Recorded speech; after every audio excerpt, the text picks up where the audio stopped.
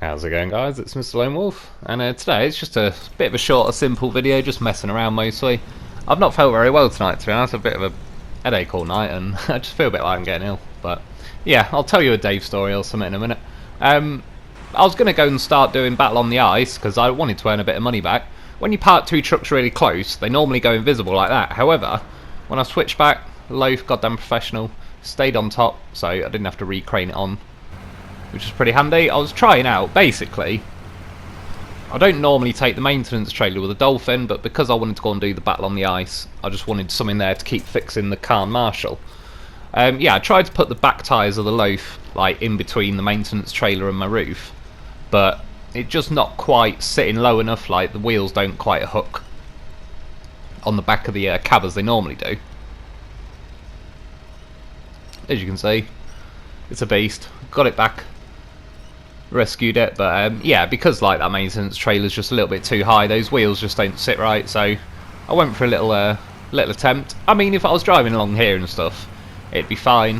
What I did want to mention quickly though, because somebody mentioned this sort of around the time they did this update, that the Dolphin felt like it was a bit slower and stuff, and I've tried a lot of vehicles, and there's just something with this map. If you can see as I'm going up through the gears, I'm in about 4th and then I go to 5th or something, or it might be about now, and then it suddenly drops back to 1st and makes like sort of engine braking, I suppose, hard enough that the car and Marshall goes smashing into the back of me. The Loaf goes flying off the top. But at that point anyway, like I wasn't really happy with how unstable the Loaf was. Normally, it's only because I'm using the winch to bring the car and Marshall as well in one go. But then as soon as I landed there, I was like, oh yes, that's the one. Loaf approved. Even without a winch, like now, for even more chance I'll be staying on, if I winched from the front bumper to the front bumper of the Azov, like both of them, I could winch that Loaf now and that front axle would absolutely just dig in on the back of the cab, and I wouldn't be going anywhere. You could rally this thing, like you'd roll it before the Loaf fell off, but at the minute it's theoretically it could fall off. But yeah, like I said, I wanted to bring the car and Marshall. Personally, that's what I found so far to be the best thing around that Battle on the Ice mission. So I'll just quickly show you a couple of tips in a second as well for the mission. Not really tips, but well, you'll see. I don't know if I'd go that far, but it certainly helps if you're planning on doing like a good few runs of it anyway.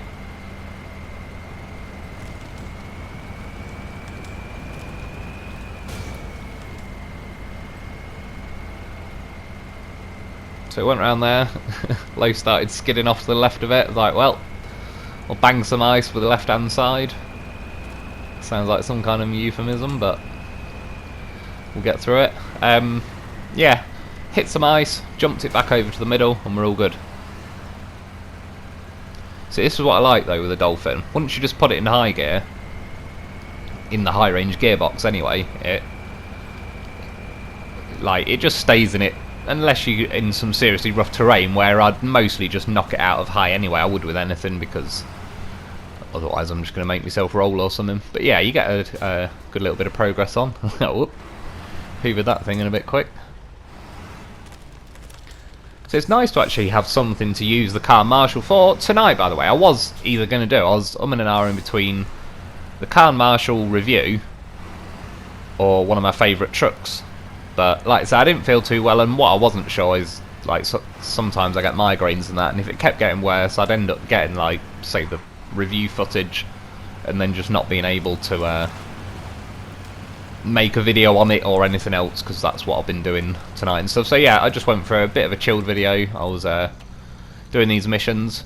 I'll show you near the end what I actually got, but basically this is one of the tips, like, every time you drive around Battle on the Ice, you damage bits of the ice, and it can make it a little bit slower each time. It's not the end of the world, but if you're trying to get the fastest time, when you refresh the game, like quit to main menu and load the game back up, if you're too close to the ice still, where you are, it won't fix the ice properly. I'll show you what I mean in a sec, because it's kind of like a good example. But basically, I refreshed the map again after this, but I did it when I was parked on the starting block, and you can see these white bits of ice I've just drove over.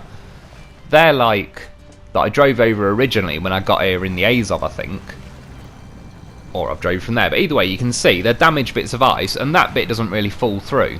But if you if you refresh the map too close, it just doesn't repair the ice properly, and it's a waste of time. So just reverse away from it is the best option. So yeah, went for a bit of mission gameplay. Just wanted to let you know, like, when you Loaf approved, got the Loaf in the back, it can grab a trailer even while it's in the semi-trailer, which is pretty handy. Yeah, like I say, it's not full mission gameplay or anything. It was doing, is it called the Shabby Guardhouse? And yeah, of course, I had to bring my Loaf with me. To be honest, I only need one wooden plank.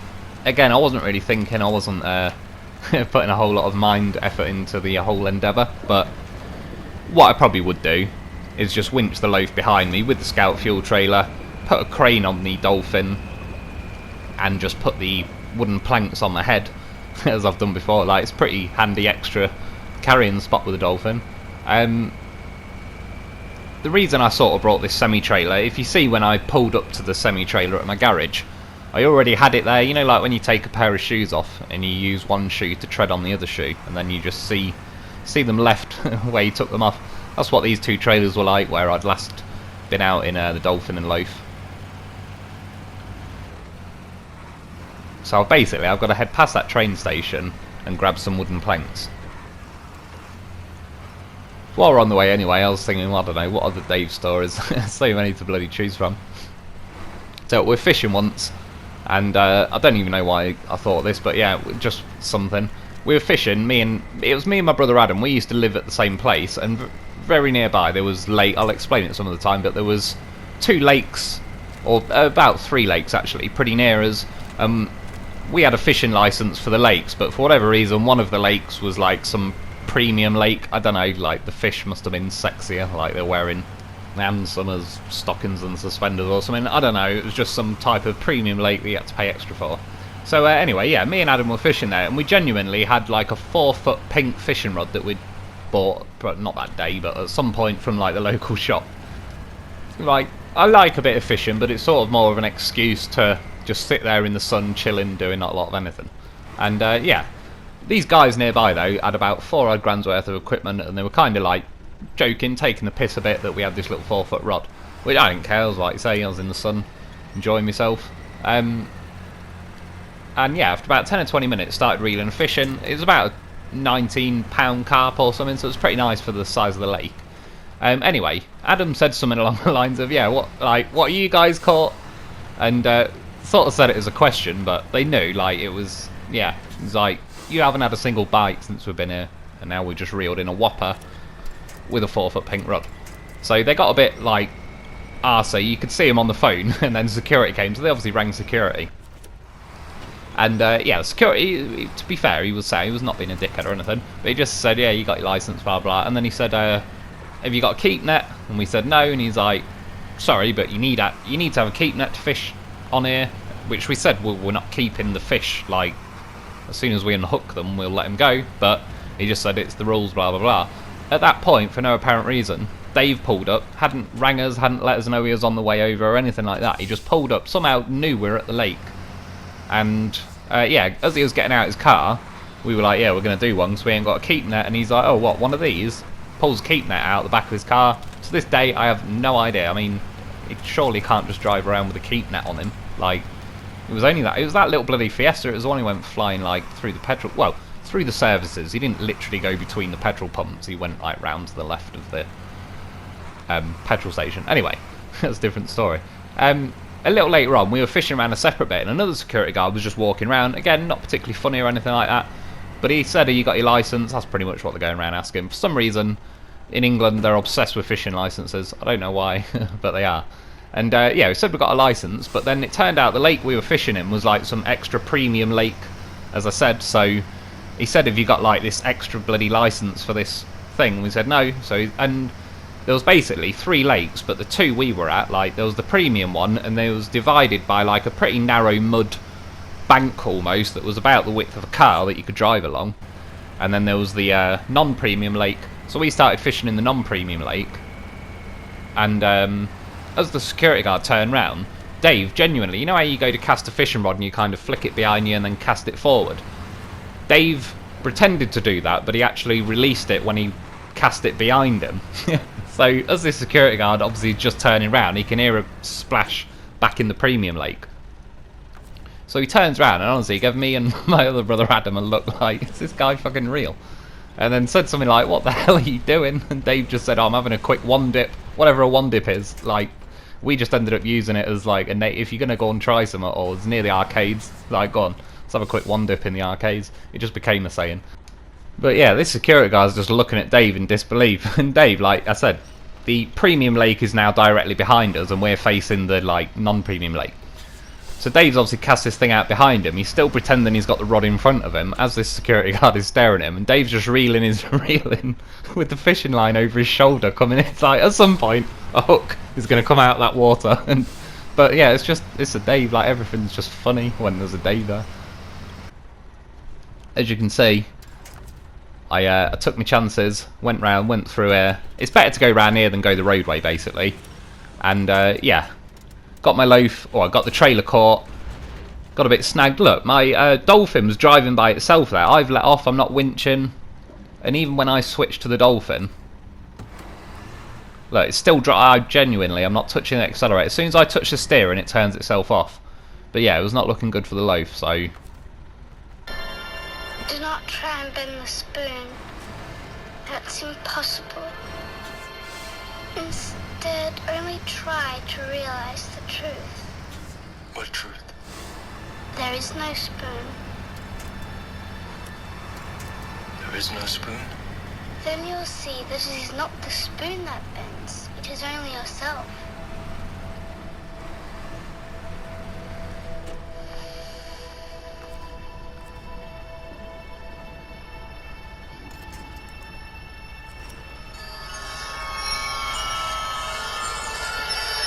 The Oracle with you now. I mean, what a goddamn horse of a vehicle. That's some real shit that just happened. Like I said to someone, life's so good, it'll bring a tear to all three of your eyes. I mean, we're in. Scoot the trailer. I reached something, I don't know, outside the yard. Whatever it was near the road. This thing's got a damn good winching distance on it. Scooted myself round, off for more Loaf adventures. By the way, especially as I only needed one plank and like one slot of cargo, you can fit 2 slots in the way I was doing it there. That's what she said.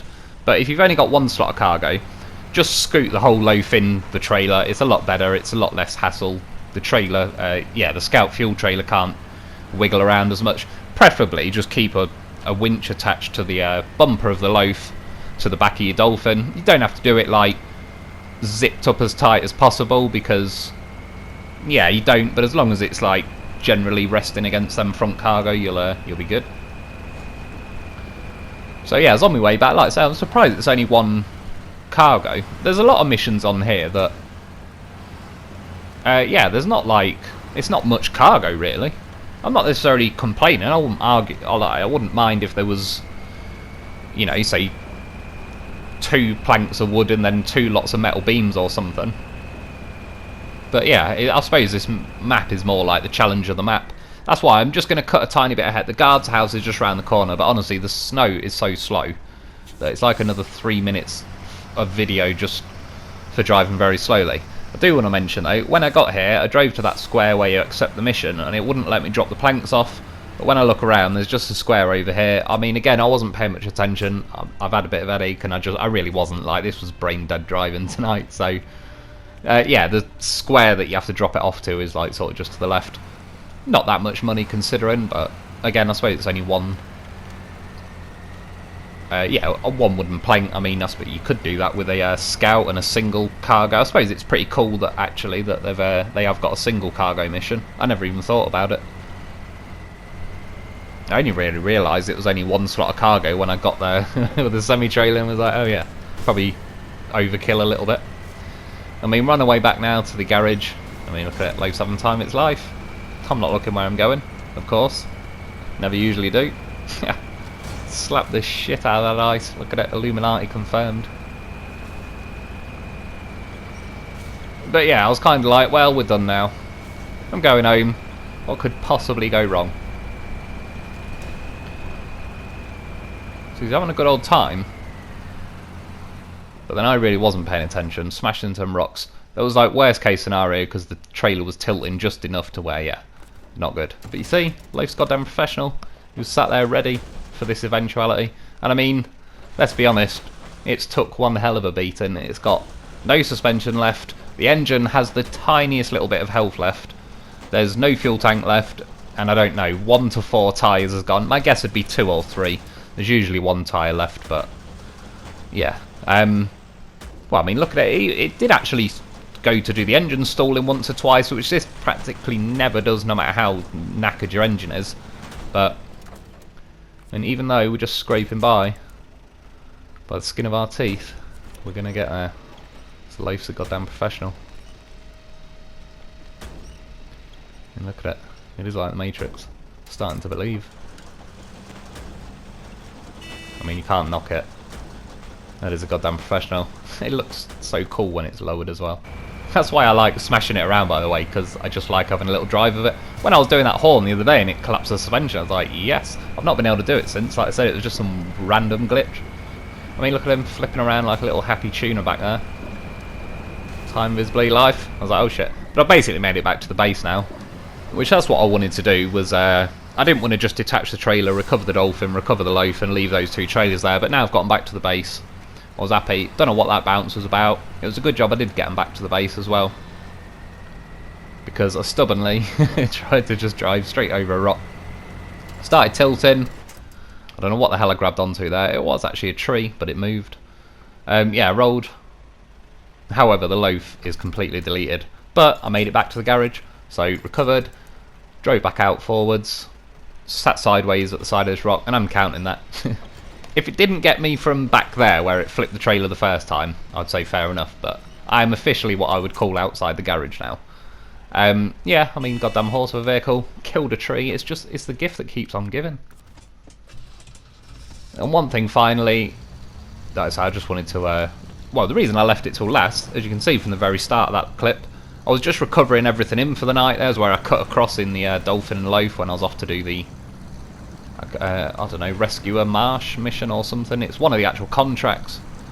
All you had to do was drive through 6 zones. It wasn't anything particularly difficult, if I'm on it. There was a bit of breaking ice, but anyway, I was just recovering everything. This was the last vehicle I was going to recover, and when I clicked over to it, it was basically sat on the start line of Battle on the Ice. I thought, well, go on then. Like, as I'm basically about to turn the game off for the night and start editing and stuff, I thought I'll just have a quick go. I apologise, I believe there was a little glitch just back there, but it's not like some record breaking time anyway, so it's not not like it needs to be every last frame of it. But basically, it's one of the quickest times I've had so far. I've tried all different sorts of trucks, and that's one of the reasons, like, I haven't really been that bothered about doing a review on this truck, because it was just a bit of a menace anyway, and it was like, yeah, I didn't really find much use for it in the whole game up to now. But doing Battle on the Ice, as you can see, it's very good at not falling through the ice. It obviously weighs very little. The tyres are just the nice big wide mud tyres that just do well on the ice. I've tried, to be honest, pretty much everything that hasn't got big custom wide mud tyres does pretty bad on it. The only exception I'd say so far I've found is the Lodestar is pretty good, but for me personally, I just can't get a completely smooth run where the rears of the Lodestar go along very nicely, because it's a dual, like the dual rears with the chain that I've got. But yeah, the front tyres are just, because they're normal and they're not big fat custom wide muds like this or the Taiga, etc., they just go through the ice. So yeah, I've not been quite able to get a clean run, but I believe if I did get a clean run, I could probably beat this time. But this is why I wanted to review this thing recently, because like I say, it's actually doing alright on here. And I removed everything off it, the spare wheel, everything, tried to just, 1, make it lighter, 2, there's less stuff to catch, like the side steps and all sorts. And yeah, I managed in the end. I think it was a 2:18, so I was pretty happy with that so far. It's getting there. I'd like to get a sub 2 minutes, but we'll see. Anyway, that's it for today. I hope you've enjoyed. Thanks for watching. I'll be back soon.